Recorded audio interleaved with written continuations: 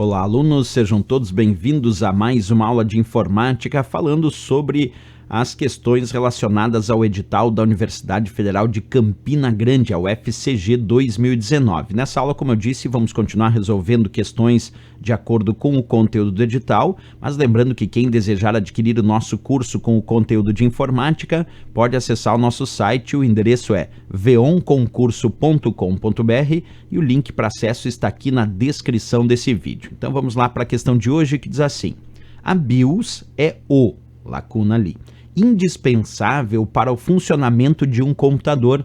Escolha a alternativa que preenche corretamente a lacuna acima. Letra A, firmware. Letra B, middleware. Letra C, hardware. Letra D, peopleware. E a letra E, framework.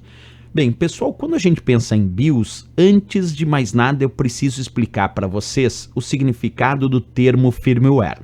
Firmware corresponde às instruções, isto é, software, gravadas diretamente em um chip de memória ROM ou de memória EPROM ou ainda de memória EEPROM, que são variações da própria memória ROM.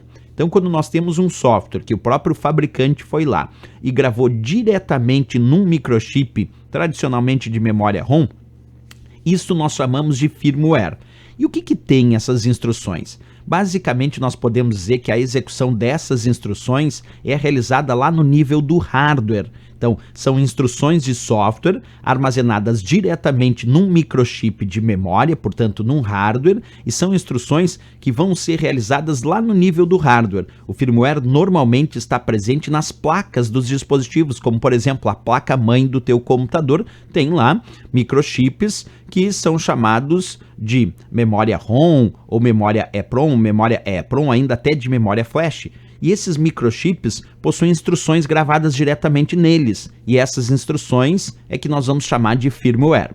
Bem, BIOS é um bom exemplo, então, de firmware, porque BIOS significa o sistema básico de entrada e saída, e é necessário, BIOS é um programa, um software, que nós chamamos de software firmware, porque está armazenado diretamente num hardware, num microchip de memória ROM, e ele é necessário para a inicialização do computador. É o BIOS que fornece os primeiros dados, as primeiras instruções para a inicialização do computador. E como eu também comentei antes, já que ele é um firmware, ele pode ser encontrado tanto em chips, em microchips, lá na placa-mãe de memória ROM, como também em alguns outros chips, como até mesmo, em alguns casos, a memória flash. Então existem chips de memória ROM ou chips de memória flash que recebem o BIOS e essas instruções chamadas BIOS dentro desse microchip. Então por isso que BIOS é um exemplo de firmware. Olha só um exemplo prático. Aí eu tenho uma placa-mãe que eu vou ampliar bastante. Aqui vocês observam o chip dizendo BIOS. Quer dizer, existe aqui dentro deste microchip instruções gravadas que permitem a inicialização desse sistema. BIOS, então, é um exemplo de firmware por estar armazenado pelo fabricante diretamente no microchip aí no nível do hardware dessa máquina. Voltando à questão, quando ele diz a BIOS é vamos responder firmware da letra A. É o firmware indispensável para o funcionamento de um computador porque é ele que permite a inicialização do sistema.